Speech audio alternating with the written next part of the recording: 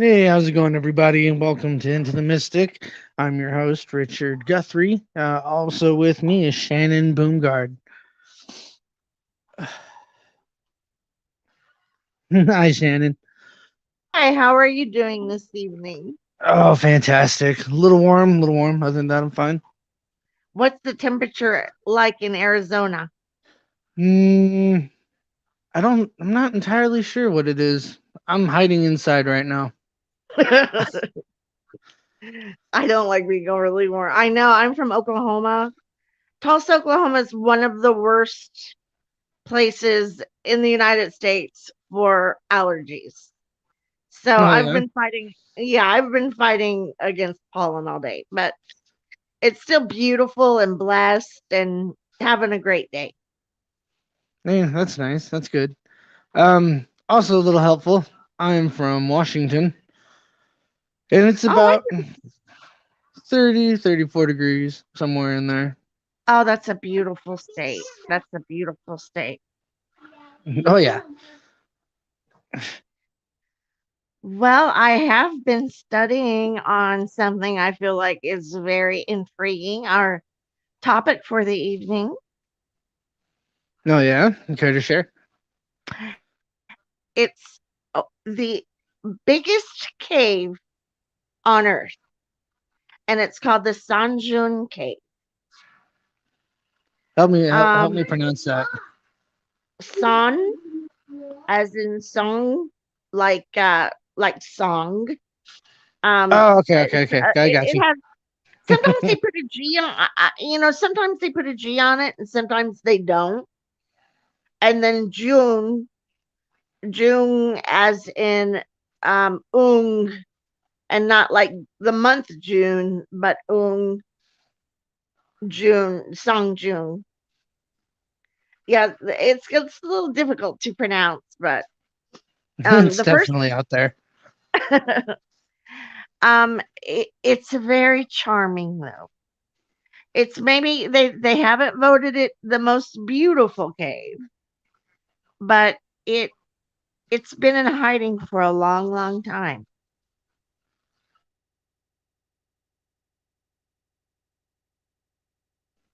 Excuse me. Sorry about that. That's okay. um, it was in hiding. Tell me a little more about that, will you? Well, okay. Picture picture, if you will, this. A gentleman by the name of Khan was doing his daily frolic through the rainforest, you know, fighting off wild predators and looking at 6-inch beetle larvae and drinking coconut out of the shell and all that good stuff that happens when you get to frolic through the rainforest daily. And he sees clouds billowing out of a crevice of a mountain.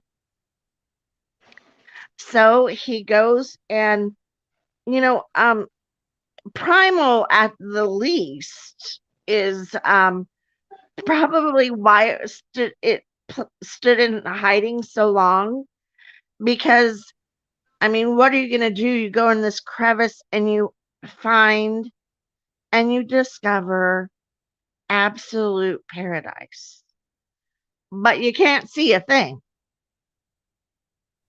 That actually sounds very intriguing. Right. And so he's like, go. I hit the mother load. Yes, yes, yes. And he goes home and then he forgets where it is for 20 years. So, do we have a guesstimated time on how long this place has been hidden? Oh, I mean, it's taken probably 400 million years to look at that, how beautiful that is. Wow, that is. And that glorious. I want to go. So could you imagine it started out as like a regular cave, and with these crevices, what had to happen was seeds had to blow in, water had to blow in, sunlight had to come in. So with the most charming thing I think about this, why this cave is so charming to me, is because it has so many different elements to it. I mean, you go in this cave and you feel like you're in five different worlds.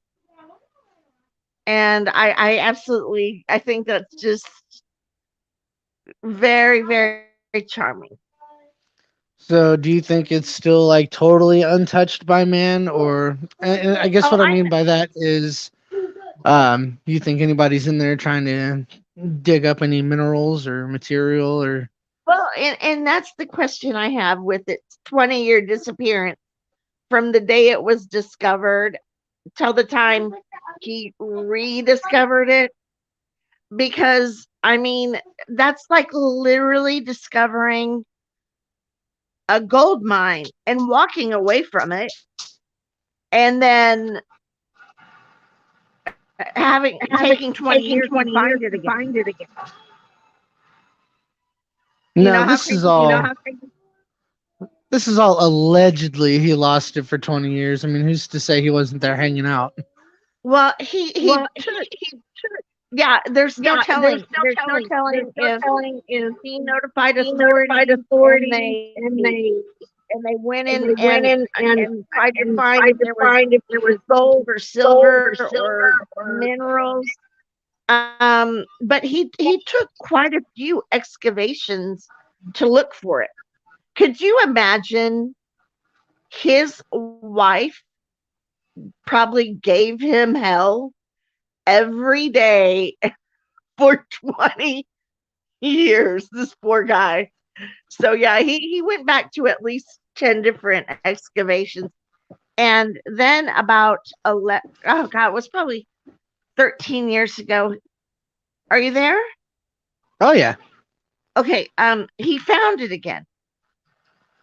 And this is when and you think about, okay, so you find a cave, but in the middle of a rainforest. So there's no electricity, there's no way to really go in it and just start excavating it, or start looking into it. It would take hundreds of men. I think to the entrance was like 4 or 5 miles of lush rainforest. um but the beauty of it is, you saw those pictures, and you have your beautiful, I love those cave lakes. I think they're so beautiful. But if I can just get you to the vastness of this cave, is it's 650 feet tall, Oh my which goodness. is right, which is almost 11 stories tall. So how do you And lose something like that massive? You know what I mean? I don't know. I don't So know. Like I we know said, how I don't tall it know if he is. had some. I know, right? I don't know if he had some under the like table dealings. I probably would have, if I would have found it myself. It it produces. It's so big.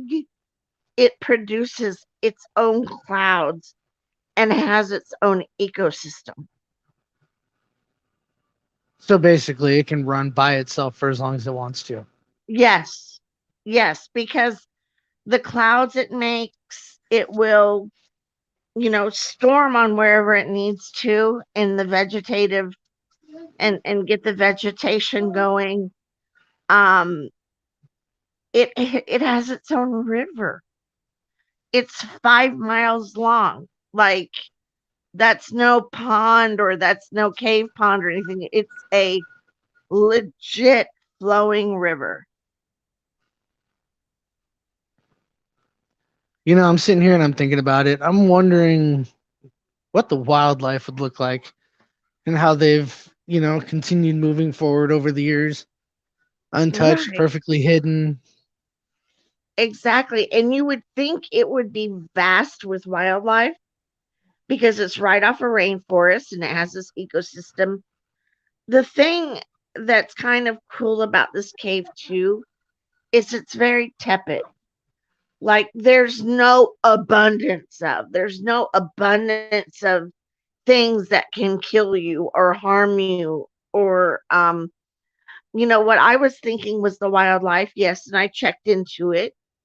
And the wildlife is just kind of like normal.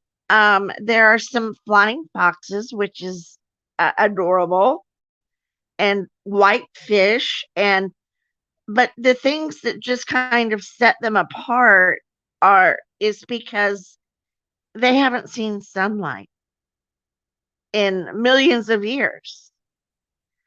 So they said one of the hikers said they've seen foot long centipedes. So it sounds like their insect sitch is pretty on point. But the Yeah, rest of it, it's not like somebody could go in the cave and like live off of it. gotcha. Okay. I don't know. I guess I was intrigued by the idea that, there's wildlife that hasn't been seen or touched in eons, and all of a sudden, like, see the difference in evolution. You know what I mean? Right. I just, The flying foxes are, I'm sure, because of the cave is so high and so vast and it has trees in it, but they also need to get from point A to point B in the cave. So the flying makes sense to me. But there are no tigers in this cave or anything of, you're not going into Jurassic Park. You look like you're going into Jurassic Park, but it's not Jurassic. It's Jurassic Park without the dinosaurs and all the harmful things that can kill you. well, I definitely find that a lot less fun. You do. Well, see, that's what made me fall in love with it. The one thing I really worried about was the temperature of the water. How if if it was because the cave temperature runs from 73 to 79, which is absolutely beautiful. But I was wondering if the water would make particular parasites that would be harmful, when it gets hot enough or whatever. And okay, it says I have a reverb. No, Um, I don't hear okay. it. Um, and so, you think about like Hurricane Katrina, and actually had a protozoan parasite before, and it almost killed me. I was like 8 years old. And so the one thing I was really worried about at Hurricane Katrina was all that stagnant water getting hot. Um, I was afraid those it was going to produce amoebic and protozoan parasites. But I guess in our Zongjun cave, it doesn't get warm enough to produce amoebic or protozoan parasites, which is good. That's fantastic. Sorry, I was um I don't really know the location of the cave itself. I know you keep saying rainforest. Um I was wondering though if by any chance it would be near like some sort of volcano, some sort of vein. Yeah, I didn't see that to be true. It's a limestone cave, so it kind of is its own entity versus being made from a lot of caves are made from volcanoes and it's all limestone, which limestone builds a lot quicker than volcanic rock. Um, they also didn't find a lot of like vegetation as far as fruits. you think you'd go into paradise and find coconuts and pineapples, and but the fact of the matter is rainforests or any atmosphere that's rainforest like is not as it doesn't have as many nutrients as we think it does. That's why all the tree um the tree limbs or branches or the stems of the trees, that's why they're all to the surface, because they're all the time fighting for nutrients and stuff. So what we think is lush and beautiful and like the most fertile isn't necessarily the case. Especially since it has its own thing going on. I can see it kind of differentiating itself of from everything else. Right. It really doesn't care if there's anything in it. Like Yeah, it's its own individual. It's not highly dependent on um animals and insects and stuff making its way through there. But I think too, where you get your so where you get your crevices of sunlight, is where of course you get your vegetation. And then you get these huge rooms filled with limestone balls about the size of softballs. And each one of those balls takes about 55,000 years to create. And there's hundreds of them. that's And that's a long time. right, and what's curious to me is they don't look like rocks, but actual balls. Like, if you went in and saw a bunch of softballs laying around and stuff. And then you get into this cave has waterfalls that are magnificent and beautiful and just absolute perfection. I'm just you, earlier on you were talking about the height of the cave itself. What are the do you know the numbers for the entirety of the opening of the cave? The entirety of the opening of the cave is 3 miles long. So everything is so vast with this cave. And I mean, isn't that huge if you think about it? And Honestly, I have a husky exterior, and hearing that it's 3 miles long just sounds exhausting. I don't even want to try and walk it. right, take your little front, like, yeah, it takes them 3 to 5 days to get to every excavation that they've gotten to. It's taken them 3 to 5 days because, well, they have to go through the rainforest. And just how do you even get electricity there to turn lights on to excavate it? How do you know, like, what your immediate um what your immediate fears should be? Should they be snakes? Should they be bats? Should they be, it would be so scary to me to not knowing would be Um, very scary. well, to me, I think the biggest issue that I would have isn't necessarily what is out there per se in terms of predators. The only thing I'm worried about, and this is going to sound dumb, is all right. So first and foremost, I love snakes. Absolutely love them. Okay. Right. Cannot handle centipedes.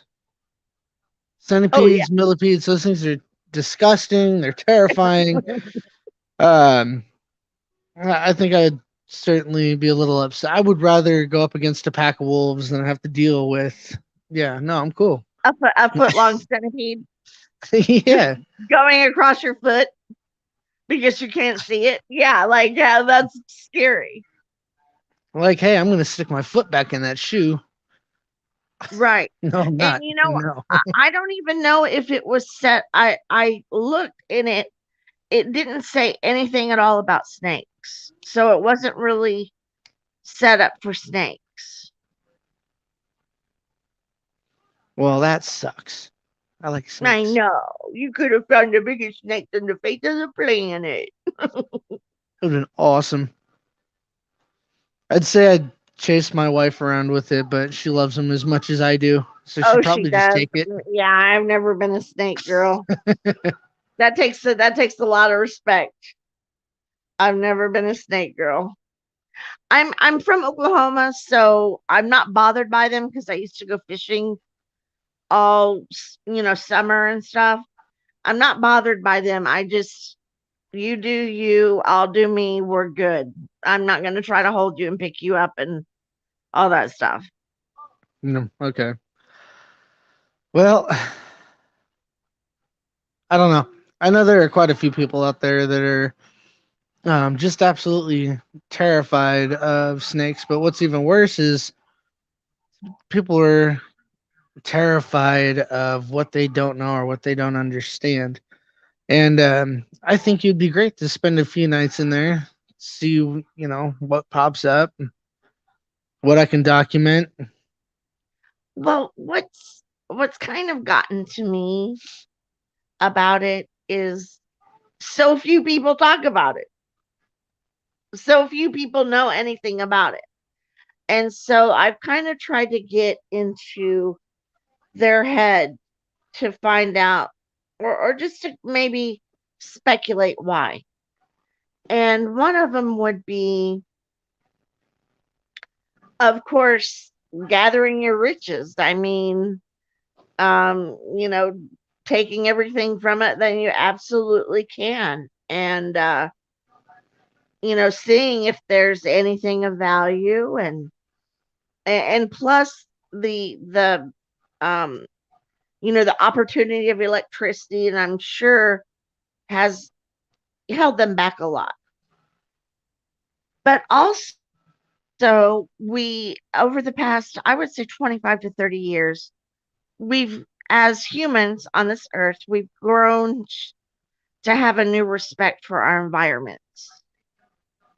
And what they do is apparently it's about $3,000 a person, and you get to camp out on these sandy beaches that are next to these beautiful cave pools, and you do that for 3 or 4 nights and hike through the whole thing, and they have, you know, paid hikers that know all the best places and the waterfalls and can point out the most glorious parts of this cave. And then but they One second, only one let second. Just saying hello to Lori Midge Klein as she likes to bully me everywhere I go. I will happily accept a millipede, and I'll definitely He'll be feed it sure to put it there in your under your pillow for you. right, and you're gonna feed it to your snake, right? Or yeah, or my birds. I haven't decided yet. But they only let 1,000 people in yearly, and they're very strict about the amount of people and what they bring in. Because if you think about it, I mean, what this cave has came into, a flea could, if you get a flea inside, it could potentially ruin its whole ecosystem.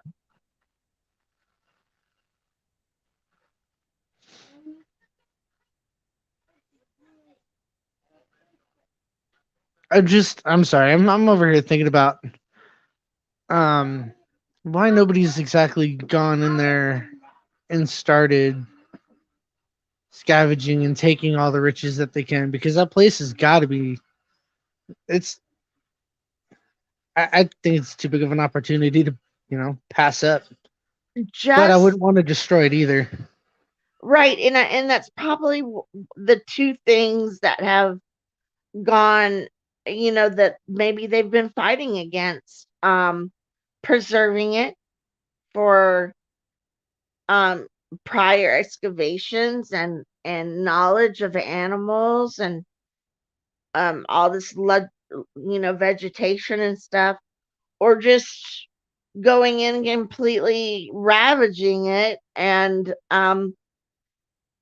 taking every bit of minerals or whatever that they could from it. And it Well, sounds to me like they're being protective of it. I was gonna say there's nothing that big and that glamorous. That's totally unguarded. And I'm sure they have means of protecting it, and I'm sure it's counted as historical. I don't think anybody's going to be able to touch it. I was just, touching up on the subjects of what if. You know what I mean? Right, absolutely. But if you think about drones, just taking a drone in there and the technology that we have to go in and look at it further without putting our imprint in a negative way. Um, I think it's a cool time for it to happen, and I think a lot of times, um, the universe will just kind of let you know when things are able to happen. I'm surprised Discovery Channel hasn't done a week long excavation of it, because they can tap into all everything they need to do it. Yeah, that's what I thought, Lion. That's what I thought. Yeah, it's guarded, definitely. It's guarded. And I'm just but why and where, I only made this statement because, this guy, Khan, stumbled upon it accidentally. And not once do we know if he decided to get pretty selfish with it or not. Because like I said, did he really lose it for 20 years or you know what I mean? I know I call bullshit on it. I think that he went and found it. You know what? Because here, the sheer misery of his wife giving him hell daily for losing literally a gold mine would be worth any man going back daily and you know what I mean, finding that thing as quickly as he can. Oh yeah. But it's possible because it's the rainforest. I don't know. I think maybe because they're surrounded by such beauty and such you know, nature in its most opulent form, that maybe he just kind of took for granted that it wasn't going to go anywhere. But I mean, he went. I don't know if he told anyone about it and people didn't believe him, and then he went on his own excavations for 20 years before he found it again. And then he could lay it properly and put his name to it and legalize things and then, hand it over to the government or whatever. I think that would have been a safe call. And, I he definitely, if that's the way he handled it, he definitely has earned my respect because um explorers and stuff, they just think about the exploration, and I don't think they're necessarily so in tune with what could happen to the environment stuff around them as much as finding the gold or the treat. um if he handled it that way, I really really respect the guy.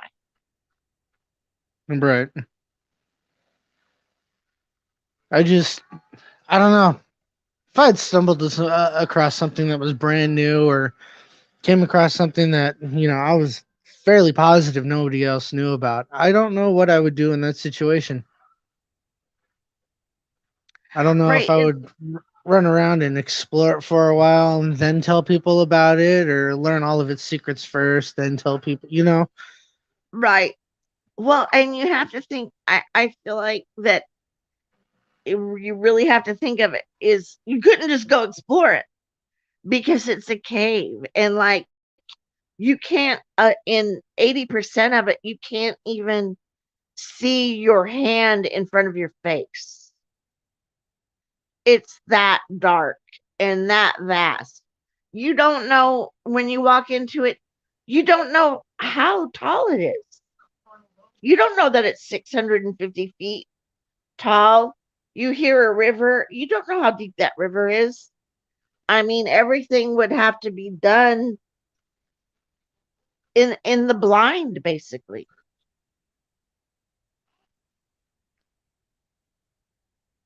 I don't know. I'm over here like, thank God for cell phones. Mine I comes with a pretty bright agree. flashlight. All right, I'll just steal a couple of my Right, from my sister and just walk up there. I'll be loaded for a minute. right.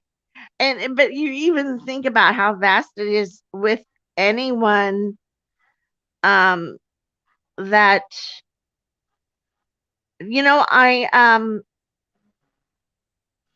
I just read what Global Paranormal, there hasn't been a lot of paranormal activity in the cave because there hasn't been anybody any energy in it to have paranormal activity. So I mean it was just on its own and what little animals were in there were just kind of wandering around and being white as white could be and not getting sunlight and people, I mean he was the first person that discovered it. So um there's not there hasn't been any paranormal activity that I've heard from.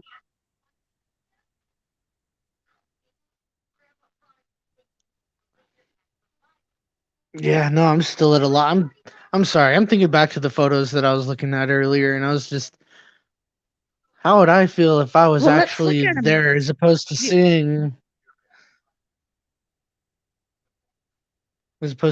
Right. them Would over you the eat the internet? fish that you got out? Would you eat the fish that you got out of the river? I mean, somebody's got to try it once, so I'd probably be that guy. Like, yo, I'm hungry. Husky exterior, not a picky Right. eater.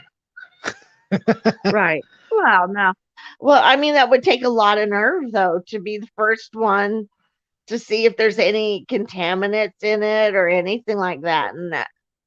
And that's why I'm saying it's so new that to explore this cave is just going a few feet forward daily.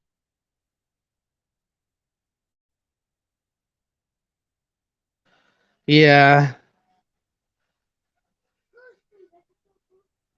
yeah, I want to see the pictures again. Yeah, let's see the pictures again. But how cool would it be to be like the first people to get now see I'm trying to commercialize it and I don't, but oh my gosh, how cool would it be to get married on that rock? That would be a dream and a half. Wouldn't that be lovely? And look at that. That's a small crevice. You know, looking at that hole up top, I imagine that cave's got to get really hot. Parts of it does look at that, those stalagmites. And those are 300 feet tall and as round as some of the sequoias in our I know, right? I should petition. Somebody said I should petition Vietnam to go into the cave. I would love that. I would But love to do an audio recording in caves, but I can only imagine the acoustics and how badly that'd mess it up. I have always loved caves. Like I'm a cave freak. And you know, um you just think about being the person to initially find a cave about, you know, that you can barely you want to explore but you really can't, because it's so dark. I feel like I could make it work though. I'm sure if anybody can, you can for sure. But No, and everybody's like the paranormal of the caves. Like if we think about it, what could be paranormal of the cave? Could it have like a paranormal cave dweller, or because there hasn't been any energy inside of this cave, no residual energy for the paranormal and stuff. So what would you think would be a paranormal wave that could be in the cave, Guthrie? oh, I was sitting there thinking about it, and then I'm not 110% sure, and I only say that because we can't really discuss the history of the cave itself. We know it's there now. Right. We don't know who was there before. Well, the thing about the caves is they haven't been explored before. There's no absolutely not one sign of anybody having been in this cave. So, I mean, that's what I'm saying. They're starting from scratch in their, excavation of it, and being able to explore it and stuff, because there has been absolutely nobody in this cave before. Right. So I'm wondering that, the further that they delve into it and continue looking, I wonder if they're going to come across, older human remains and older weapons and kind of be able to tell the story on who was there at what time and when and what they did. Because now I'm having more and more questions than we have answers for. Right. Well, so far they haven't found anybody having stepped foot in that cave up until 13 years ago. And so you're talking about hundreds and millions of years of this cave to be able to mature and um, just be as beautiful as it can be without anybody's footsteps being in it. You know, it's its own like entity type thing, where a lot of the more beautiful cave, like I said, it's not the most beautiful cave that's been voted, but it's the biggest. So it just definitely has a charm, of its own for sure. Now, I was going through some of the comments and I noticed a lot of people were also stating that, hey, um, animals have spirits too and whatnot. And, you guys are absolutely right. And I wasn't being ignorant of that. I was just sitting there thinking, like, if there was a ghost of a bear and, it decided to pop up in front of me, I would probably fall into that river. We don't know what's in that river.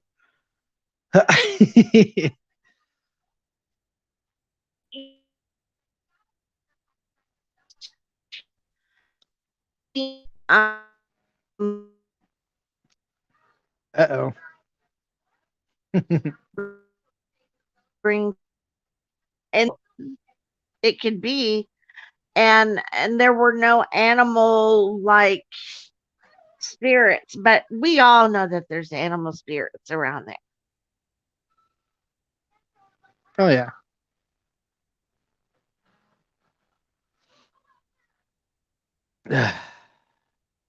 I there. Is just, there I any couldn't other imagine it. comment?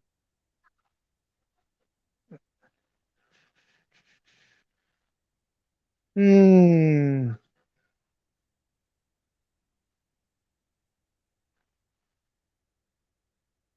So yeah, what I'm interested in is when you find, let's say, a particular gold mine. Well, I wouldn't consider it a gold mine, but a something of this value to the environment and stuff. Like, was this guy monetarily compensated for finding it?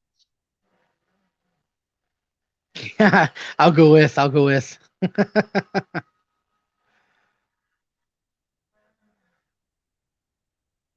Well, there's Miss Midge again.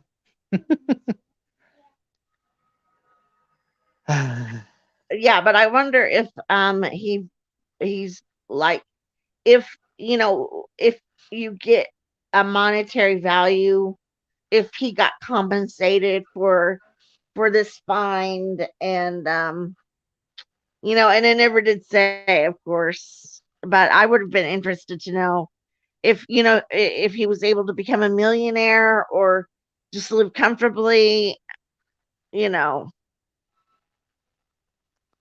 I think basically what I want to know at this point is what are their plans with that cave?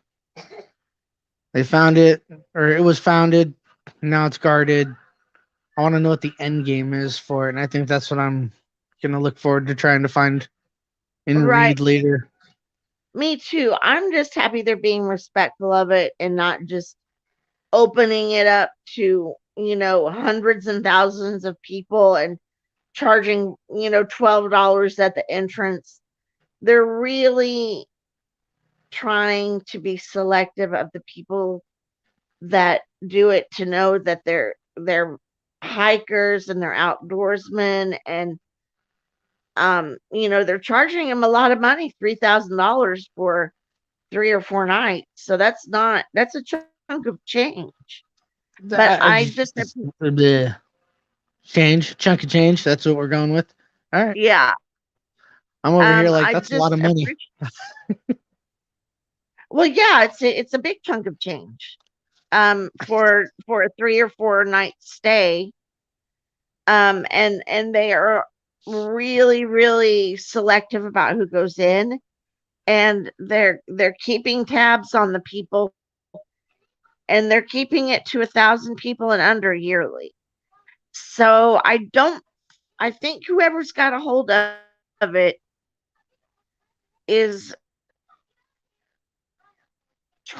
they want the public to know about it and see it, and the best of the best to go in and excavate it and studying it and hike it and stuff. But they don't want a bunch of extra, like, the caves there in California and stuff. They're not going to charge $12 and you can take a mining train through it and stuff. Oh yeah. Well, I'd also think it'd be kind of nice to sit there and thinking about being able to farm and see what you can and can't grow. But I Right. know that that's not going to be a thing anytime soon or ever. I'm Well, sure. the thing that you risk is ruining the vegetation of the actual cave. And if caves even have enough nutrients in them to feed a garden, which I don't think they do. I think they're very similar to rainforest, where the parts that get, all this beautiful, uh, lushness and forestry and vegetation and stuff, it's all very surface stuff, just like the rainforest. And Right. the rainforest is really doesn't have any, it's really malnourished soil.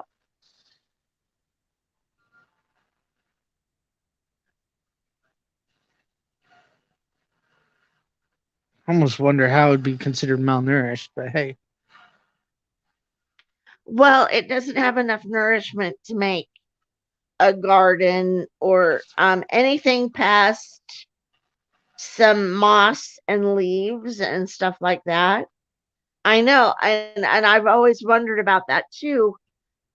Well, it will house trees, the rainforest will, but if you notice that all of its stems are very surfaced and always very um big and surfaced and stuff, and they're just trying to eke out what minerals that it can from the soil.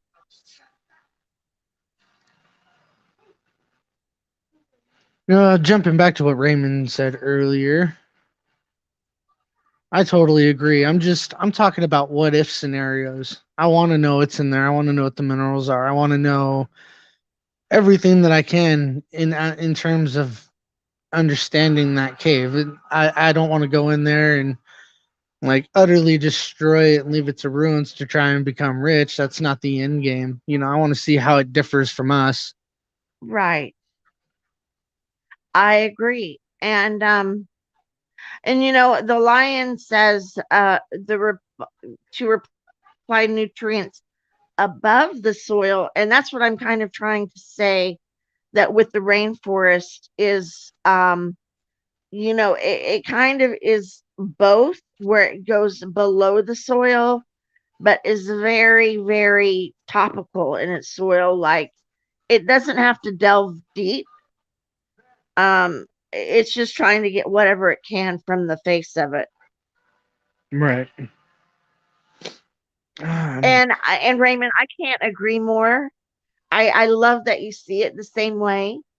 I see it as I've always seen caves as otherworldly, and I've always wondered why people don't live anymore, and like we haven't have had huge cave societies and stuff, because it's probably the first place I would have lived. If I didn't have the proper um protection around me. Um, but I'm sure there's reasons for it for sure. But yeah, that's what I love about this, how this cave is so vast, because you're kind of getting a rainforest feel, and then you're getting those beautiful, clear, effervescent um, cave pools that are just absolutely beautiful, with that water that's just clear as glass. And then you get into the limestone ballrooms that, look like a bunch of Scots can come in and have, throw those balls around and, and make some kind of game with them. It's just, and then you get the beautiful waterfalls on top of that. And then the cloud system. And it's just, I really, really had a good time learning about this cave. And I hope everybody was able to learn something from it.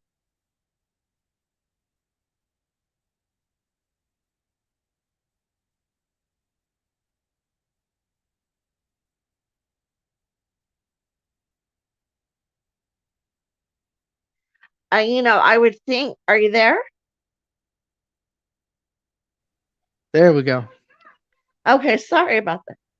I, what I would be, what I'm, what I don't understand is, I think it's because of its, heavy limestone properties and the lack of nutrients, is why there's not like coconut and pineapple, and but the having those available would also completely wreck the ecosystem of the cave there, because it would invite more animals in, and I'm not saying wreck the ecosystem in a bad way, but just it would make it a lot different.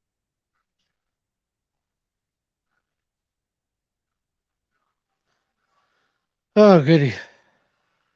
No, I definitely want to continue following the cave and see where they go with it. For sure. I um I have questions that can only be answered, as time progresses. Right. Well, the next cave that I'd like to touch upon next week is a man-made cave, and it's very icky and gory and morbid. Oh, Um, buddy. I was thinking about touching upon the catacombs, and like, who even thinks of that? Our Literally our most romantic, beautiful cities in the world are piled upon miles and miles and miles of dead of dead people, bones and just thrown in there and stuff. So it's a different cave of its own. Oh, I just got asked about the black-eyed children. Yeah, just have Guthrie and Cassidy set it up, um and Eldon, and anytime you guys want to hear about him, I'm really excited to tell you guys for sure. I feel like that subject is definitely going to be um well, potentially could be a couple parts long just because of how into it you can get. There's so many the what ifs and where it started, who did what, you know what I mean? So Right, and I'm every looking forward to that. I'm excited about him too because I've been asked to talk about him a few times. So, and I'll go back and I'll just kind of go back and just rehash information and stuff that I've learned about them. And I'll always come up with something new and interesting each time. And I'm like, that I didn't touch upon. So I get excited about it again. So I get excited about him every time I rehash and find things to tell you guys about them. I also have available, I've talked about the crystal skulls and not necessarily about why they're here, as much as I've tried to take an angle about why the particular elements and the minerals that the aliens, because we all know it's aliens, come on, the aliens have chose to to you why they chose this particular mineral quartz to put basically the navigation of man inside.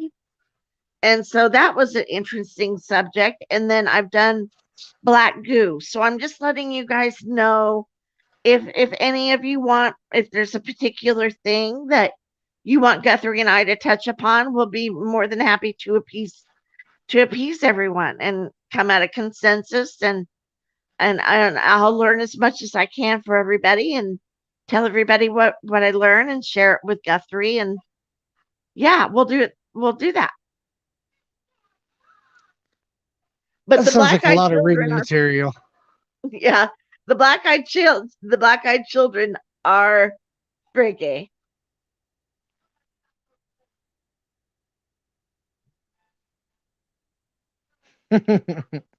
Thank you, Midgie. Thank you, Lori. Be careful. Ah. So is there anything else that you can think of that you wanted to study, Guthrie? Oh, buddy. I don't think I really have to think about anything to come up with because you're a very informative individual. So anything that I want to learn, you may already be No, I knowledgeable know. on. So I know. I just hope I'm not obnoxious with my information. I just get so excited. Something that has interested me, and this is a paranormal network, so I'm going to say that we pretty much all believe in ghosts and aliens and stuff like that. But how cool would it be? That ectoplasm that ghosts leave behind? Um, imagine how sorry, the comment. imagine how cool it would be to be able to get the ectoplasm and to do a DNA analysis of it. Or if we have a piece of, let's say, Bigfoot, Bigfoot's hair or whatever, and because they can now take a DNA structure and build up to things that what exact almost exactly it looks like. So we could Yeah, build what the ghost really looks like from the ectoplasm from the DNA it leaves behind, if it even leaves DNA behind. I would definitely find that interesting because that would change the whole list of things that most paranormal Right, like investigators do. big, Who right, are you? like what Give me your Loch, name. right, exactly like what Loch Ness really looks like, or what Bigfoot really looks like. You know, building up a ghost from the ground up. How cool would that be? So I've been kind of looking into that and the possibilities, and just trying to wrap my head around it and get excited about it. I just, I don't know. Every time you and I have the pleasure of talking, I always learn something new, and there's more that I want to look into. So I find this to Well, be it a phenomenal experience, and I love having you around. well, I absolutely love you, and I appreciate your energy so much, and I'm glad that you can draw this stuff out of me, which as someone that gets excited about things and really kind of takes different angles than other people, I really appreciate about that about you too, Guthrie. I really, really do. Yeah.